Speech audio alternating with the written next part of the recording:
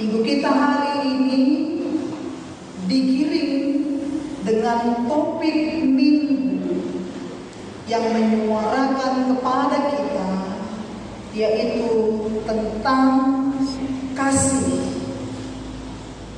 Kasih yang menggembirakan dan menguatkan. Holong mapuan lasni roha dohot akulah. Inilah topik minggu kita hari ini. Menurut Kamus Besar Bahasa Indonesia, Amangina, para pemuda-pemudi, kata gembira itu berarti merasa sangat senang, merasa sangat bahagia, merasa sangat bersukacita karena mengalami sesuatu yang menyenangkan. Jadi merasa senang, merasa bahagia, merasa bersukacita karena mengalami sesuatu yang menyenangkan atau membawa harap. Itu secara definisi menurut Kamus Besar Bahasa Indonesia Amangina. Apakah kita bergembira hari ini? Amangina?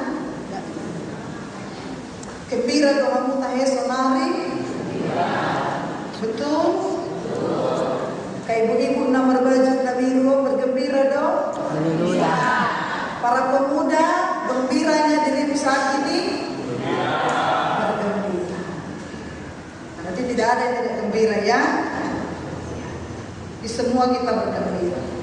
Dalam konteks rohani, saudara-saudari, kata gembira atau bersukacita itu bukan hanya perasaan yang muncul karena keadaan yang baik. Nah, kita mau belajar dalam konteks kerohanian kita, kekristenan kita, kata gembira atau hal gembira atau bersukacita bukan hanya perasaan yang muncul karena keadaan yang baik. Bukan. Jadi biasanya kita bergembira karena hal-hal yang baik yang terjadi pada kita. Betul ya? Kita merasa sukacita karena kita mengalami keuntungan mungkin. Kita merasa sukacita karena keberhasilan mungkin. Kita merasa bersukacita karena tiga-tiga laris manis mungkin. Itu hal yang biasa. Itu hal yang wajar. Nah, ternyata menurut konsep kerohanian kita, gembira itu atau bersukacita itu bukan perasaan yang muncul karena keadaan yang baik, tapi di tengah kesulitan sekalipun, di tengah penderitaan sekalipun, di tengah kegaduhan sekalipun, disakiti sekalipun, rugi sekalipun, harus tetap bergembira. Amin. Harus, tidak boleh tidak. Itu tidak hal yang ditawar-tawar. Ternyata harus seperti itu. Dituntut dari kehidupan kerohanian kita, kekristenan kita. Orang Kristen harus berani di tengah kesulitan, kegagalan, hal yang tidak enak-enak, aku harus berani untuk bergembira sekali. Amin. Jadi gembira itu adalah keadaan hati yang dipenuhi sukacita. Ya, keadaan hati kita yang dipenuhi sukacita, walaupun sakit, sesakit-sakitnya, tapi aku harus mampu menjaga, merawat hatiku agar tetap bersukacita dan bergembira. Makanya selalu dikatakan hati-hati dengan hati.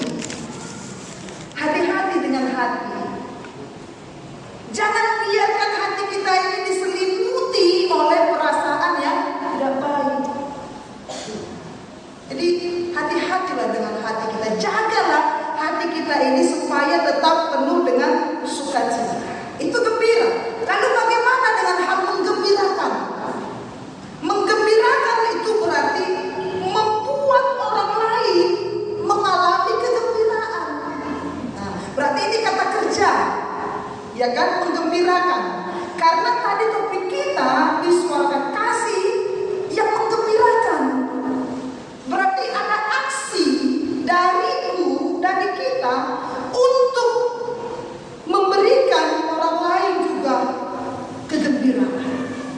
Berarti aku bergembira, aku bersukacita bukan hanya untuk wajah, tapi aku harus mampu mengajak teman-temanku mengalami kegembiraan, supaya dapat yang diminta oleh topik minggu kita hari ini, menggembirakan, membuat orang lain merasa kegembiraan. Jadi mono martukoli sampai rupani dongan ida pojok pakai lalaanna juga li ina pumanina nakin juga li. Aku harus mampu kasih kekuatan sama dia. Aku harus mampu kasih penghiburan kepada dia. Unang dong ayat pojok rohana ngagali pakai lalaanna, aku menambahi bebannya, menambahi persoalannya. Kenal gina? Supaya kita bisa berangkat untuk menyalurkan kasih dan memberikan kegembiraan kepada orang lain. Karena kasih yang kumiliki itu bukan hanya untuk wajah, tetapi bisa dirasakan, bisa dinikmati oleh orang-orang sekitar. Upahin nanti dong, hamudo siradi portibion. Kita adalah orang yang mampu memberikan cita rasa yang baik di sekitar kita, yang mampu mengawetkan keadaan di sekitar. Apa ini? Jadi tumai relevan doto minggu sonari nang paborhato kita memberangkatkan kita untuk mengalami hal-hal yang gembira. Siapa itu membutuhkan kasih? Dia mengenal semua kita bukan kasih yang sejati itu bukan hanya membuat hati senang sesaat. Kasih yang sejati bukan hanya buat hati senang sesaat saja, tapi memberi kekuatan untuk menghadapi kehidupan. Jadi bukan senang sebentar, tapi kasih yang sejati itu bisa kasih aku kekuatan dalam menghadapi kehidupan ini.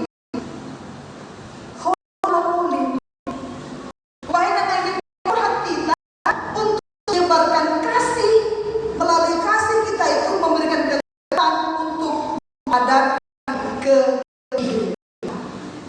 Itu yang kedua. Yang ketiga, lemon. Yang mana lemon itu artinya adalah penuh dengan kasih saudara. Au kita nomor 2 lemon atau ada cerita namanya si Filemon. Bapakku. Iya, Filemon. Oh, bapaknya. Nagtutuwa ni nakong warna si Filemon. Sa Filemon ni botoy nang dola patani si Filemon ya. Filemon itu adalah penuh dengan kasih persaudaraan. Berbiasa. Filemon adalah orang kaya-raya dari jemaat yang digandeng Rasul Paulus dalam karya pelayanan.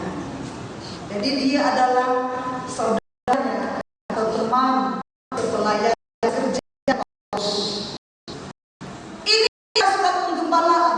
Amang ingat, Filemon ini adalah surat penggembalaan. Apa itu surat penggembalaan? Surat penggembalaan adalah surat yang ditujukan kepada pribadi. Itu surat Filemon. Jadi kalau kita surat penggembalaan itu adalah Filemon, surat penggembalaan yang dituliskan secara personal, pribadi oleh Rasul Paulus. Itu secara singkat arti Filemon. Kita berkenalan dengan Filemon. Amina. Yang ketiga, ada kepentingan apa sampai Paulus harus menyuruh Filemon? Tujuan suratnya itu apa? Beberapa mengatakan kemungkinan Paulus membutuhkan dukungan di dalam pelayanannya untuk melanjutkan pelayanannya. Tapi kalau kita baca Filemon yang cuma pasal ini, Amagina, nanti silakan baca di kita masing-masing. Lagi kitab Filemon, kita akan melihat bahwa Paulus itu cuma punya satu kepentingan, menyurati Filemon. Gak ada kepentingan lain, tujuan lain gak ada. Cuma satu tujuan si Paulus. Nah, mari kita lihat tujuan surat ini, yaitu dikatakan demi anak rohani yang bernama Onesimus, supaya berdamai kembali dengan tuannya Filemon, dan Filemon menerima dia seperti saudara. Tuhan ini tujuannya, supaya Filemon menerima kembali, dan Onesimus sudah menjadi anak rohani Paulus. Onesimus yang itu adalah budannya Filemon. Ya, mengingat supaya Filemon bisa menerima Onesimus kembali, bukan sebagai budak, tapi menerimanya juga sebagai anak rohani. Anak rohani, bukan anak jasmani, tapi anak rohani. Maka yang terpilih sudah mengirim pulang Onesimus ke tuannya. Amagina, Onesimus dulu adalah budaknya si Filemon. Tapi entah kenapa Onesimus lari dan Paulus berada di penjara, dan Onesimus juga satu penjara dengan Paulus, dan di penjara Onesimus melayani Paulus dengan baik, dan Paulus menganggap Onesimus menjadi anak rohani. Maka di ayat 11 tidak kita baca kan Paulus itu seperti sudahlah Filemon. Kalau kita pakai bahasa Indonesia sehari-hari, sudah Filemon. Mungkin memang dia terlalu dulu bikin kau masak si Onesimus ini. Mungkin dulu dia bikin kau susah, tapi dulu. Tapi dia ini sekarang jadi anak. Jadi kutitip dia, terimalah dia, bukan hanya sebagai hamba atau bukan sebagai budak, tapi terimalah dia sebagai saudara seiman. Kisahkan Paulus kepada si Filemon. Luar biasa kan? Paulus mengajarkan kasih yang sejati kepada Filemon untuk Onesimus. Mungkin kau dulu disakiti, mungkin kau dulu dibikin rugi, mungkin kau dulu dibikin susah. Masa kau dulu dibayar ibadah, susah pikiran punang dulu dibayar ibadah. Alai sonari, lupakanlah, maafkanlah dia, terimalah dia kembali, dan ampuni segala kesalahannya. Terima dia bukan sebagai budak atau hamba, tapi terima dia sebagai teman seiman. Tujuan suratnya ya mengingat. Jadi kalau kita baca nanti surat ini, tujuannya cuma satu, supaya Paulus menerima kembali, supaya Filemon terima kembali Onesimus menjadi teman seiman, bukan teman, bukan sebagai budak lagi atau sebagai hamba. Oh,